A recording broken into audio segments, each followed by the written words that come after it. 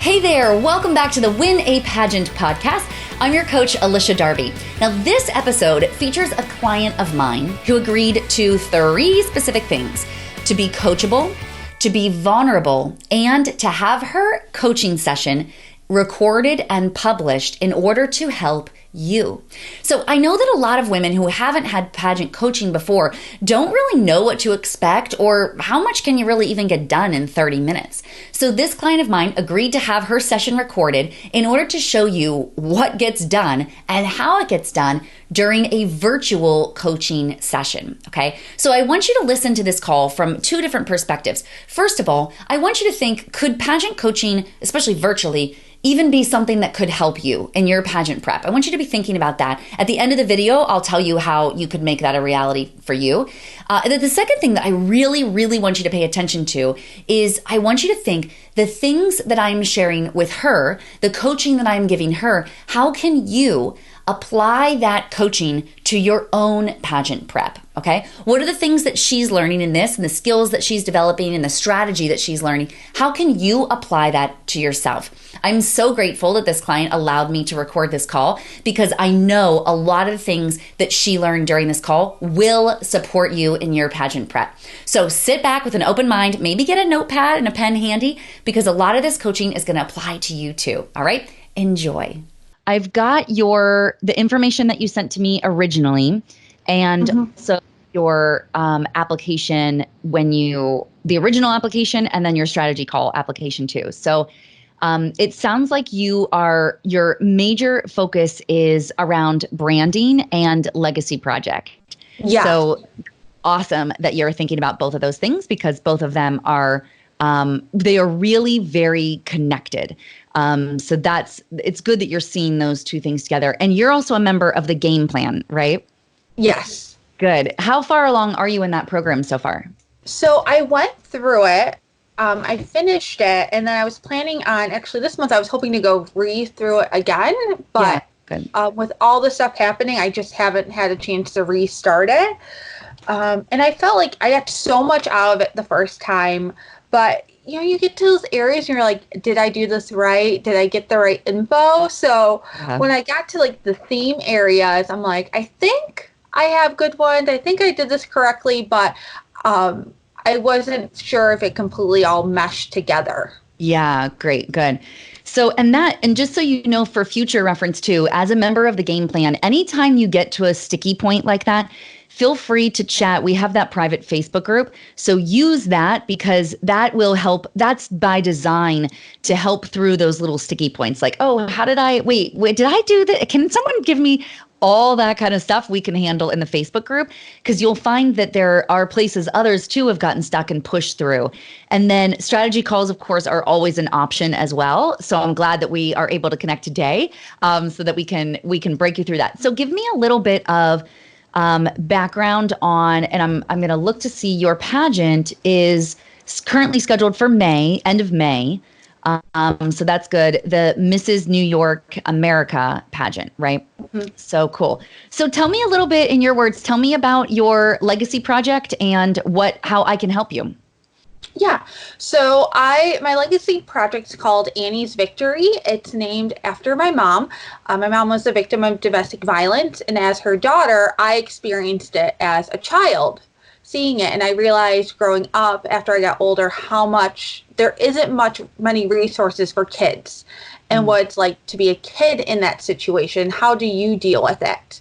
So I have such a strong background working with youth and children. I thought this is really an area that I can speak from authentically and also kind of, I call it Annie's Victory because I feel like sharing my story is a way of being a legacy for my mother also. So currently I do a Shower with Love program. It's a partnership with local shelters that gives care packages of really fun like pampering products as kids come in.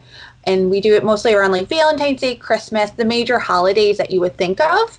Yep. But one of the things, I know part of a legacy project is something that lasts beyond my reign or lasts beyond me doing it. Right. So that was the part where I'm kind of stuck. What can I add to it that is something that outlasts what I'm doing currently, that even if, I was doing it no more, could still stand as a testament really to it. That's awesome. Yeah, you're right. Good question. So currently, how do you put the care packages together? Who's contributing to that?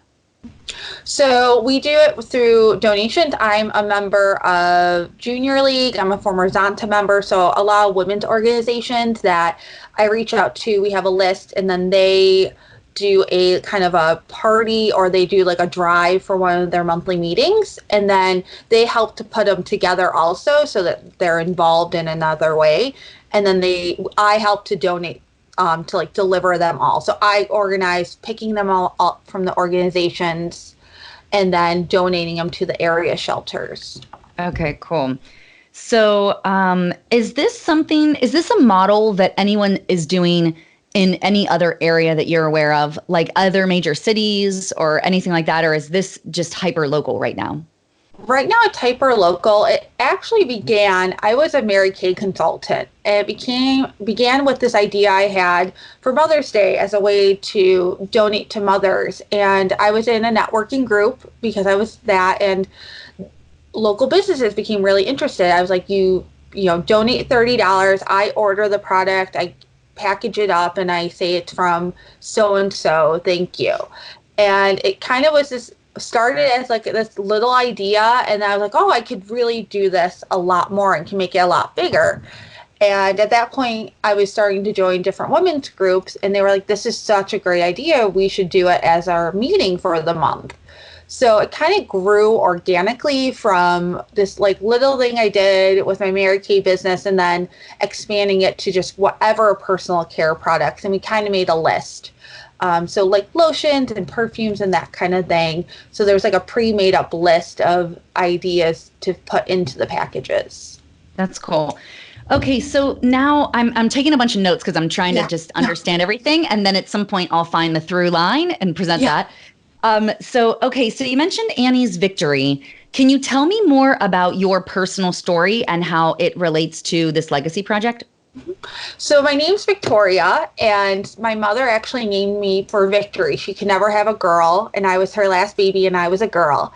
And I lived with my mom until about the age of 7. My mom struggled a lot with drug addiction and alcoholism. So along with that comes domestic violence. It's just kind of things that kind of all end up being together. So I was exposed to a very young age to my mom being hit and not really understanding what was going on. There was a lot of violence around me.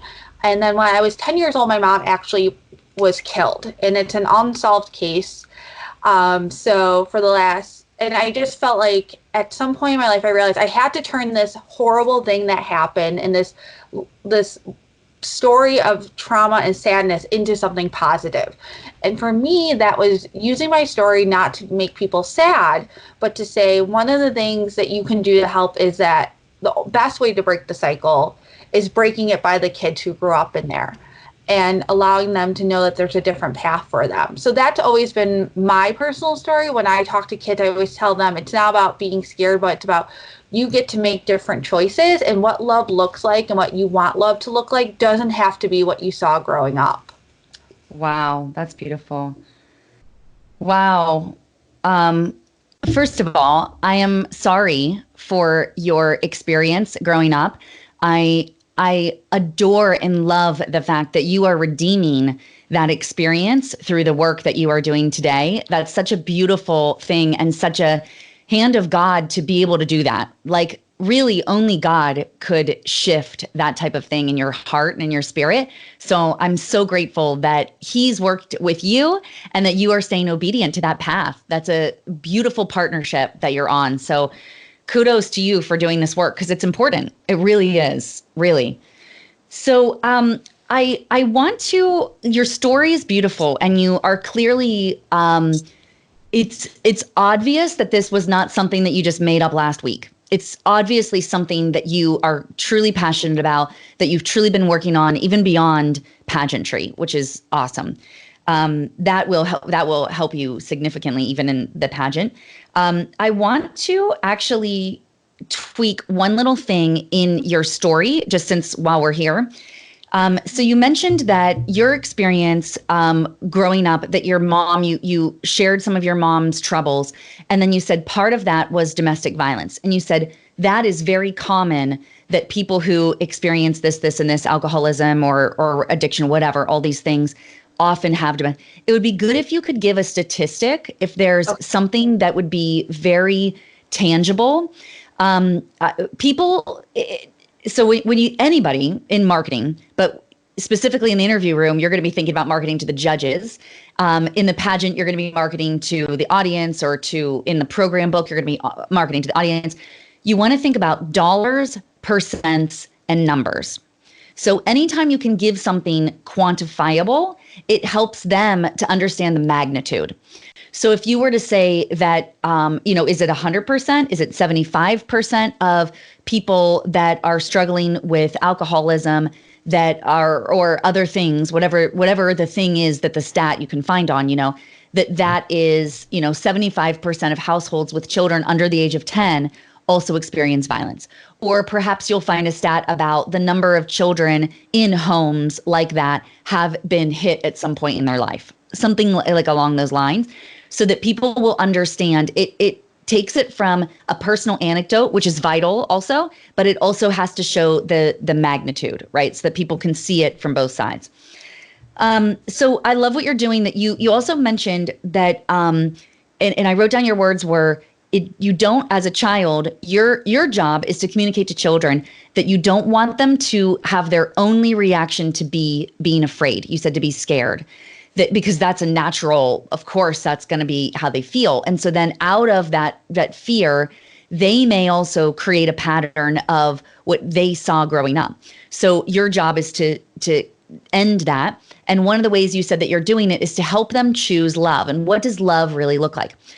So your care packages, you mentioned it was one of the things, Showered with Love was one of the things. So I'm sure you've, because I know you are in Christian faith and you work with a church. Have you heard of the 5 love languages?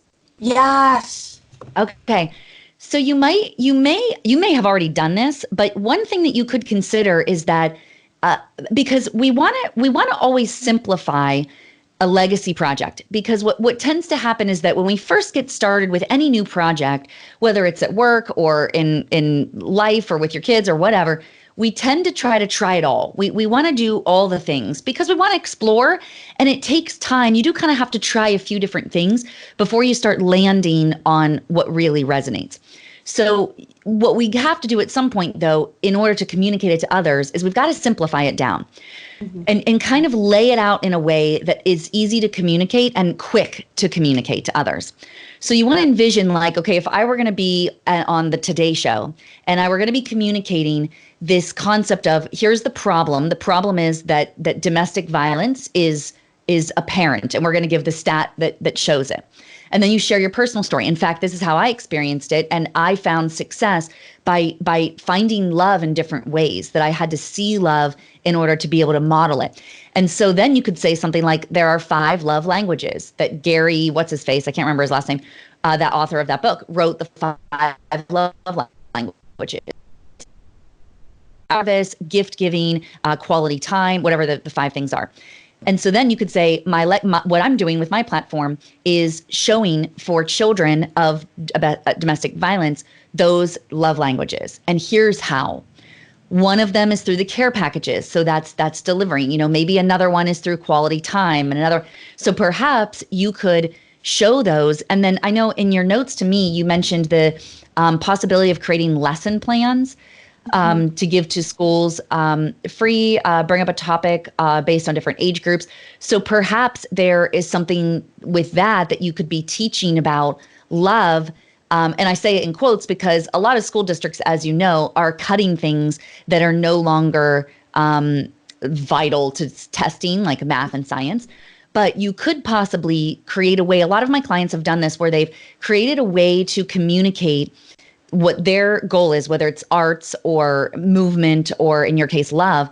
How do we communicate that through math, through science, things like that. So then you could create a lesson plan that teaches what you're really teaching, but it does it through something that still satisfies another area. It could be language arts, or it could be, so that's obviously all of these take work. And the people who aren't doing it because it's not easy are the ones who aren't succeeding, really. So if you're willing to put in the work, and it sounds like you've got the time frame. Did I read this correctly that you have about over a year until you compete again? Yes. I'm actually getting jaw surgery this summer. So okay. I'm super excited about, but my director was like, please, I competed last year and actually had, I lost a very close family member the day of the pageant. So my interview was a hot mess. Yes, of course. It was what it was. And my director was like, knew what was going on and said, please, please, please, I just know how good you can be. Come back. And then this year when I was looking at the surgery, she's like, well, I'm putting you on the list already for next year. I really want you to try again. And so my husband, I had been involved in pageants in the Miss America organization for many years. He had never experienced a pageant ever. Oh, wow. So he, after the first year, was like, that's it, I'm all in. He's like, we're going to do this. We're going to do it right. We're going to take this whole extra year and make it happen. So, awesome. And that's why I knew, like, because the Legacy Project, I know how vital it is, and doing it right. I'm like, this is the time for me to start really, because I have the time, honing and focusing and making sure I'm doing and hitting all the areas I can. Absolutely. Oh, that's brilliant. Yes. And you're right. It takes time. It does take time. People want to whip it out in a week. It's like, it takes effort to do it right, as you're saying,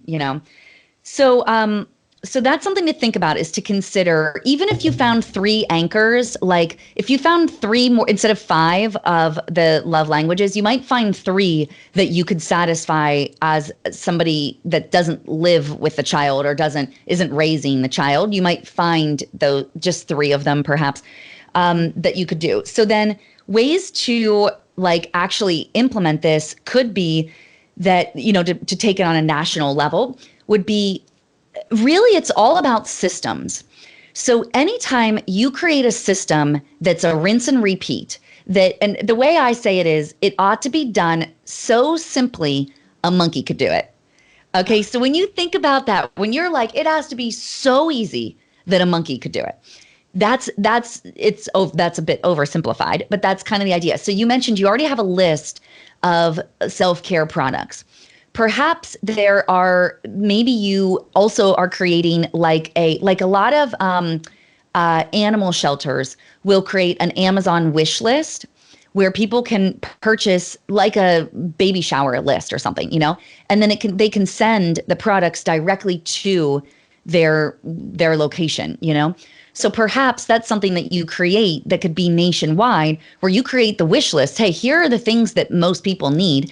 And then you create addresses of one in every state. You say, here are the main areas in every state that would be willing. And you even call those areas and say, hey, here's what I'm putting together. Here, what would be on your wish list? And then add it to, maybe even there's a different wish list for every state if it turns out that needs to happen, So then you've got specific links that you could just send people to, that they could constantly be doing this on an ongoing basis. And then I know that I'm thinking this particularly because I'm wanting to adopt a kitten right now. And so I'm looking at the San Diego Humane Society, and they have a shelter and they have these types of things. And they do, I think that they call it a kitten shower. I think that they call it a kitten shower or something like that.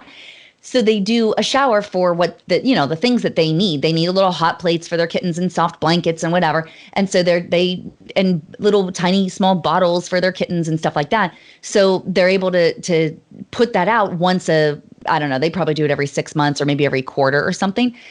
So that's something that may exist already in your niche, in your industry. It may already exist where there's a specific day devoted to caring for children of domestic violence. I would guess that there would be.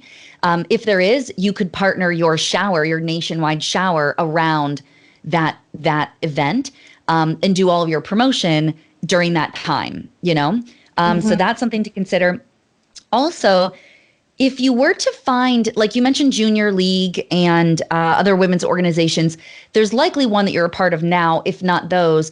If not, you could find one that's nationwide that would have a chapter in either every major city or at least every state, that you could then partner with. And if, especially if you are a member of them, then you could say, hey, here's what I'm doing on this specific day. So now you say, okay, let's say it's June 21st is the day of this thing.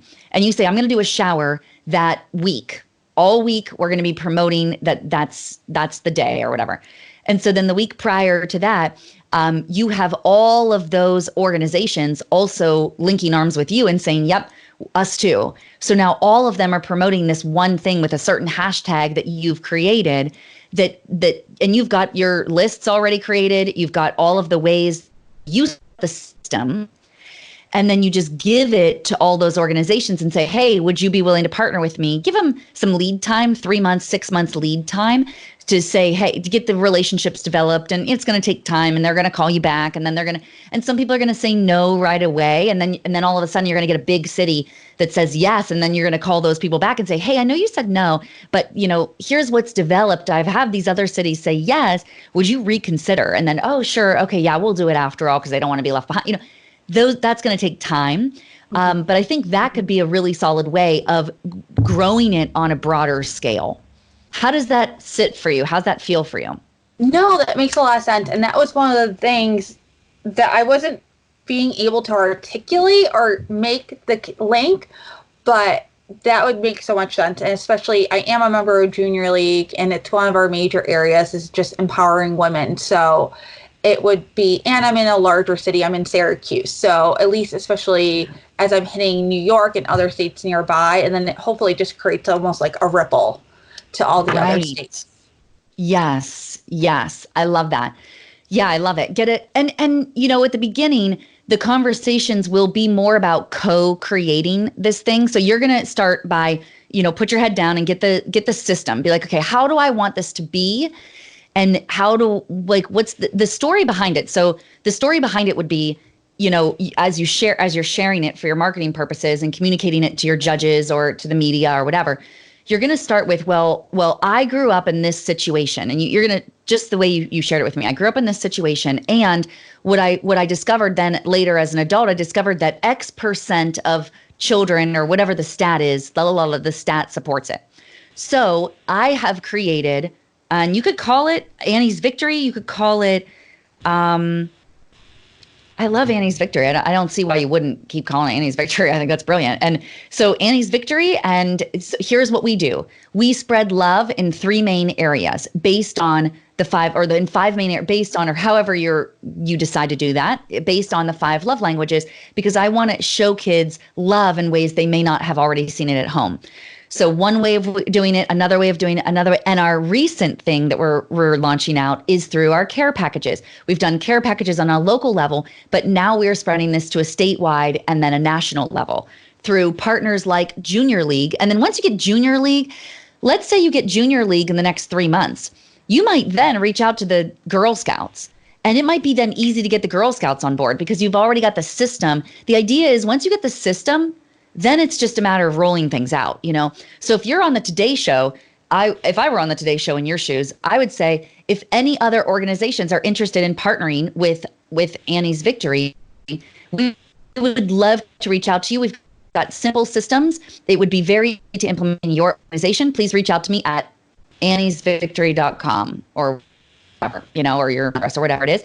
So that then it's a rinse and repeat. People are like, so then you send them a beautiful list, a link to how they can create their wish list online, whatever communication they might need, or emails or delivery or fun tips, maybe a video of how they might package it, things like that. So then you've got the system and you've already done it a million times. So you know how to create the system, Mm-hmm. So that's the piece of, for your legacy project, only you will know how to do that. Only you have the story, but then the system, anybody can implement, right?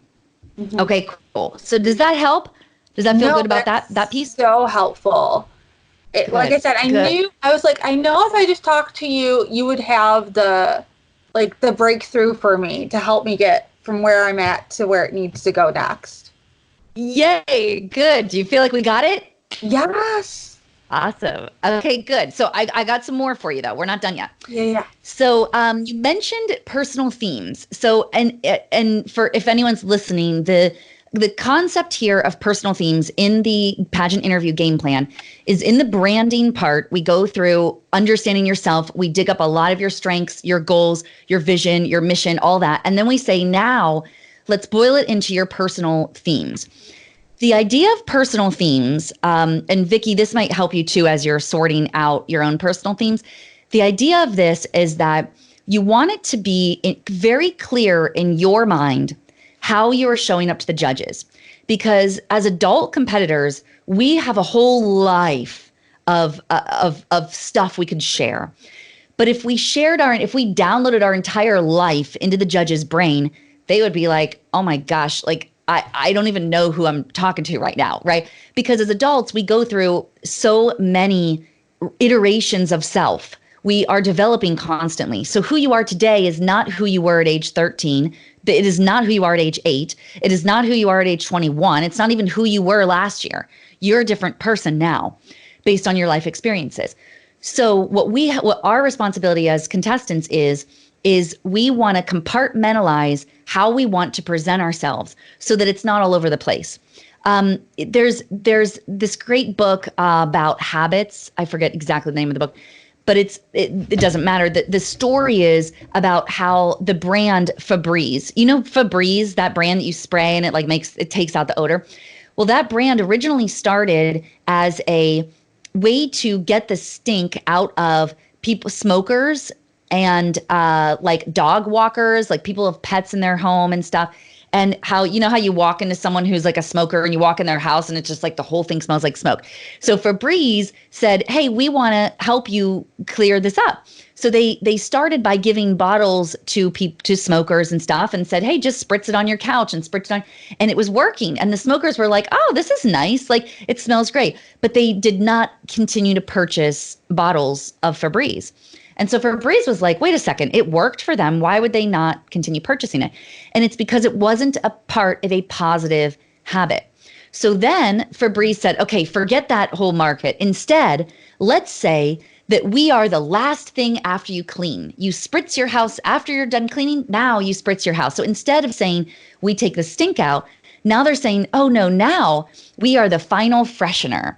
So then people started buying it because they bought it as a part of their cleaning routine they'd already had in place. So the difference is that Febreze did with their brand is they had to change it completely. They couldn't say, well, we used to be this thing and now we're this thing, because people would be so confused. Wait, hang on a second. Are you for the smokers and the pet houses, or are you for the people who like to clean? Like it would be confusing. We have to do the same thing with ourselves. Okay. We're not going to remove any part of who we are or who we were or what our story is, but we just want to say, here's who I am today. And we boil it down to say exactly the things that we want them to know about us, right? So that's what we're doing here. What that is going to help you do in interview is it's going to help you not go off on some tangent that's going to confuse the judges. So as you know, the judges have to feel like they know you, they have to like you, and then they have to trust you as a winner. The likable part is the easy part, okay? We're just likable people, right? And we do that by being relatable and by being kind and by being authentic and all of that. That makes us like the trust part is what you're doing with your legacy project, and you're going to nail that because they're going to trust you as a leader, and they're going to trust that if we give you this title, are you just going to sit around and twiddle your thumbs, or are you going to actually get to work on this? Okay, so that's a trust part. The know part is where personal branding comes in. So if you're all over the place, they're going to be like, so wait a sec, is this girl like a fitness celebrity? Is she a child advocate? Or is she wants to be a motivational speaker? Like, what's her shtick here? Like, who is she, right? Okay, so Vicky, tell me your personal themes as you've come up with them right now. And let me just see where you're at with that. So the 5 I had come up with were authenticity, empathy, faith, gratitude, and joy. Yeah, good. Okay. I'm writing these down. Enjoy. Okay. I love this. Okay. So now tell me, share with me where do you feel confusion, or where do you feel like you need something cleaned up? So I think the translating it was my struggle part. So who I am, like as those being my themes, made perfect sense. That those would be the themes I would want them, one, to know about me, and also that are true to who I am, and things that if you asked anyone, they would say, oh yeah, these are things for sure that she is. Right. My, I think, disconnect came from, okay, taking from that to incorporating them into those ideas of the conversation loops, or into how do I make sure that's sprinkled throughout everything so much that it Yes. feels like, oh yeah, they're constantly being reminded of those. Yes. Good. Good. Good. So, okay. So these are your fantastic 5-star qualities. These are the things that we did that exercise in the game plan where you boiled down to, okay, here's what I want people to know about me. All right. So here's how this first, let me show you what it would be different from somebody else. Okay. So usually when we find the things that we lean toward, they just feel like, well, yeah, but is this any different than, I mean, these are great qualities. Like, how are these different from someone else? But somebody else might have qualities like a risk taker, daring, like pushing limits, ready for anything, and aggressive. And like that person would be awesome to talk to too, but very different than yours, right? So that's why understanding your fantastic 5-star qualities makes you different, right? So okay, so authenticity, empathy, faith, gratitude, joy. So here's how this would come up. If you were to get a question, let's say, about okay, let's say about how, okay, hang on, let me get a real juicy one. Okay, how do you feel about, this one's very common, okay, but it's something that could happen just in general. How do you feel about the death penalty?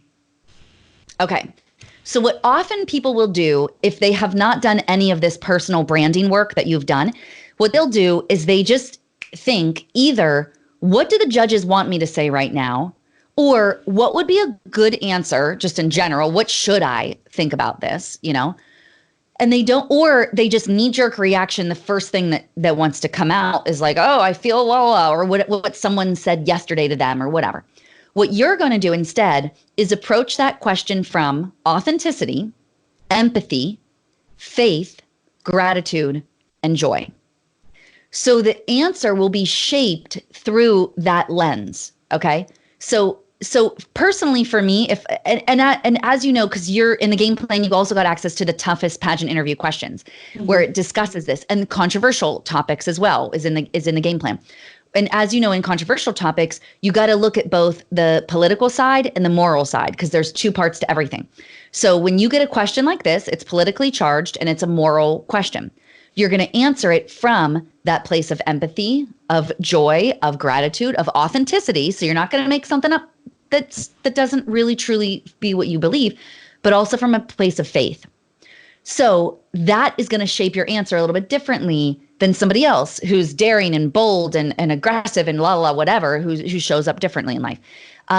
Some people, as a part of their brand, that they are just rule follower no matter what. I'm going to do the rules no matter what. So their answer to that question might be, look, if somebody broke a rule, I stand by. Rules are meant to be followed. And so I support the death penalty because I believe that rules in society are important. And so so they're answering it from their perspective.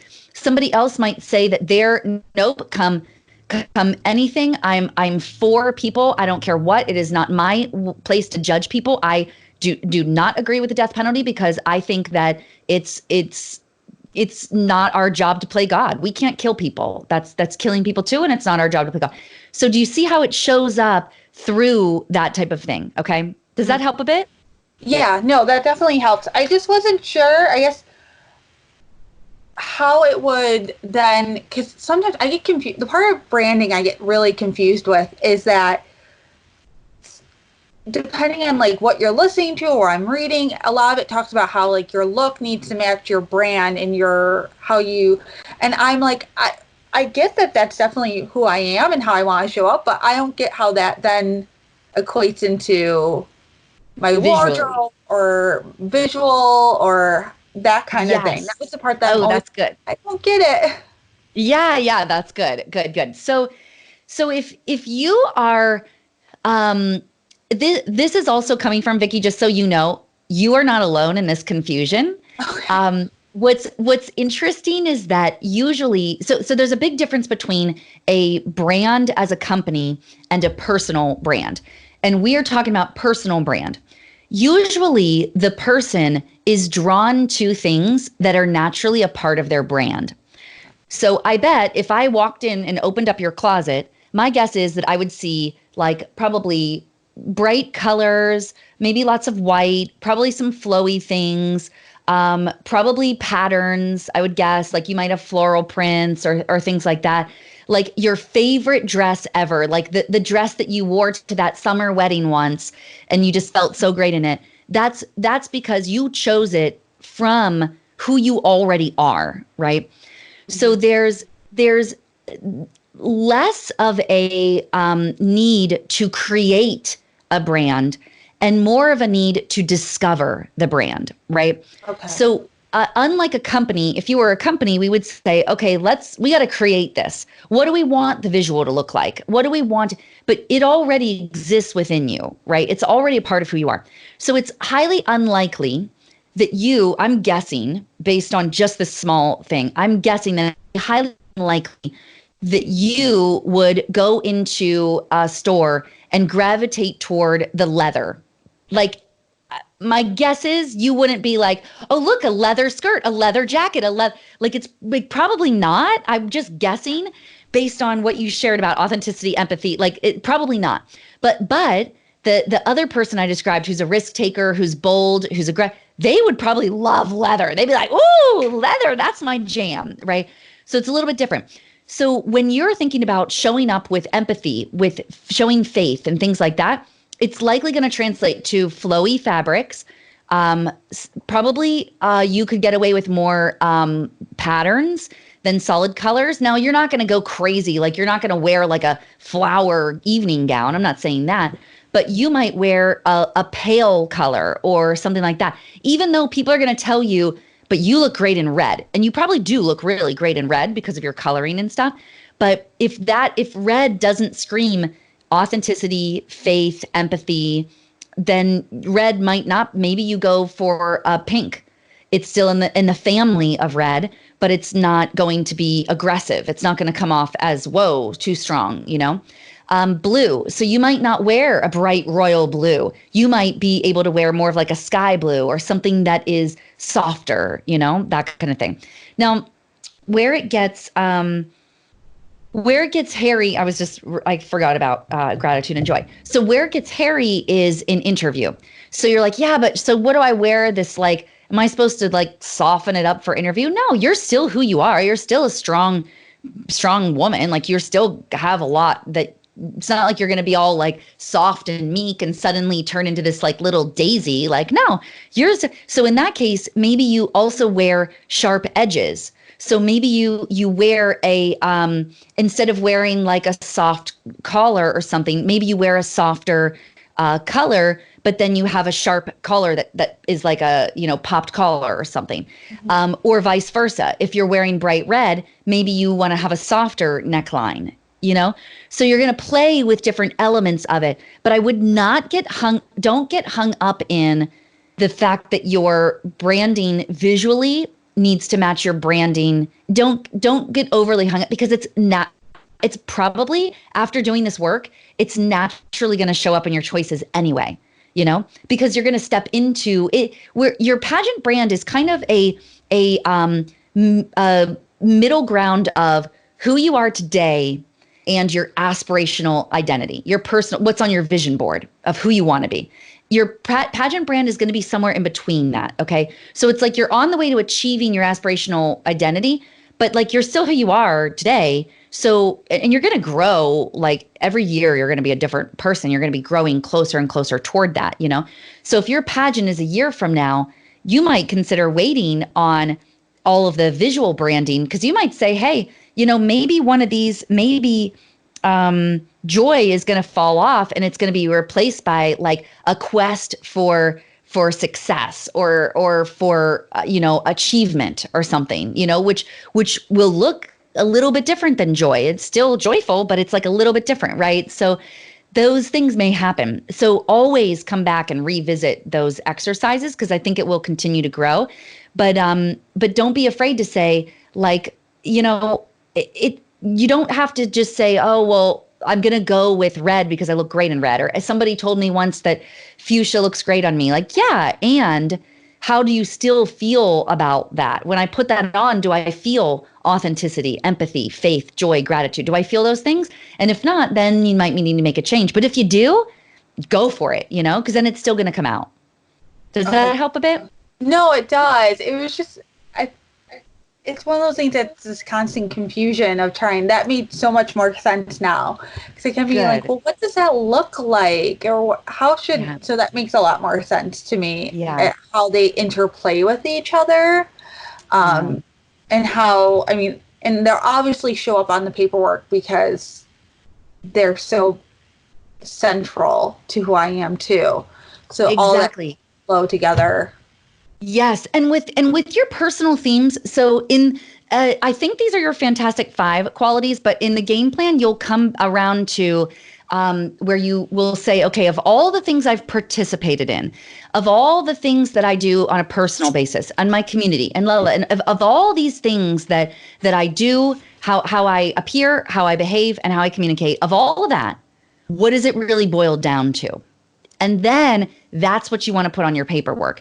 Because instead of putting like, oh, I was on the honor roll in the 3rd grade, like, it's like, what? Why is this on here? Like, it's going to confuse the judges, like they're like, wait, what? Or you like taught yoga when you were like, a teenager or something. It's like, well, if that doesn't relate today, don't confuse the judges because now they're like, wait, yoga? Oh, where'd that come from? And now I feel like I don't know you because I thought I just knew you. I thought I was really getting to know you. And then you threw me this curveball like out of left field. And now I'm like, wait a second, where does yoga come into all of this? Right? So that's what we're wanting to avoid in paperwork is paperwork alone can choose the top 10 of just about any pageant. I fully believe that. I feel like I can pull my top 10 as a judge. I can look at paperwork and be like, this one is committed. This one has a history and like done stuff before. This girl, she's all over the place. She's either never competed in a pageant before, or she doesn't know what she's really in for here, or she's all over the place or whatever. But paperwork helps to define, hey, here's what I'm doing this for. Here's what I'm after. It's like on a job interview, you wouldn't, if you're applying to be I'm just going to make it like a hostess at a restaurant, you don't need to put on there that you are, that you used to, or that you love to read. You're not going to be like, and I love to read. What? It's like, what are you talking about? You're applying to be a hostess here. Like, what does reading have to do with it? Now, in a pageant world, people put, oh, I like to crochet and I like to read and I like to go on hikes and I like to, and like, that's fine. Because maybe I'm going to ask, but it's, crocheting is like probably way out of left field. And if you just put, I like to crochet, and I have no idea how that relates to you, leave crocheting off. But if part of your theme is like, I'm super creative, I'm really like, I often feel like an old soul. Well, now crocheting makes sense, but you got to have 3 other things on there that can also relate. Does that make sense? Yeah. And that was the one other thing, because I did my theme areas, and that was the one where I was like, oh, maybe I didn't do my Fantastic 5 right, or maybe it's just showing that it needs to be redone by me. Because one of the things that popped up a lot was that I'm like a imaginative competitor. Like, I was a competitive dancer. I was a competitive CrossFitter. Like, I like challenges like that. And so the way it came to me was this idea of like, I'm an imaginative competitor. Oh, that's good. That's good. Imaginative competitor. That's and good. I produce things, so I have this drive to always do more and be better. But then I was like, how does that fit in with those 5 themes I just came up with? Yeah, interesting. Oh, this is good. So sometimes it happens where we are in different states of mind when you do different things. So if you got in a bubble bath and you had like a lovely spa day and it's Saturday and you're like having a glass of wine and you're in the bath, then you're like, oh, I'm joy and authenticity and empathy. But then maybe you did your personal themes and it was like after a cool day of work and you're like, all right, like I'm thinking pageant and and like, so then you're in the competitive zone, right?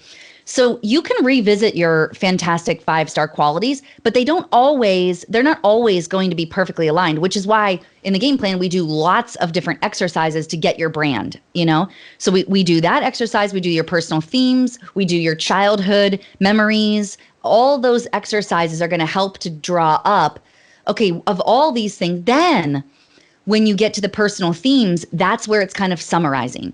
So Okay. I think that it's okay if your fantastic 5 qualities are slightly different, that's fine.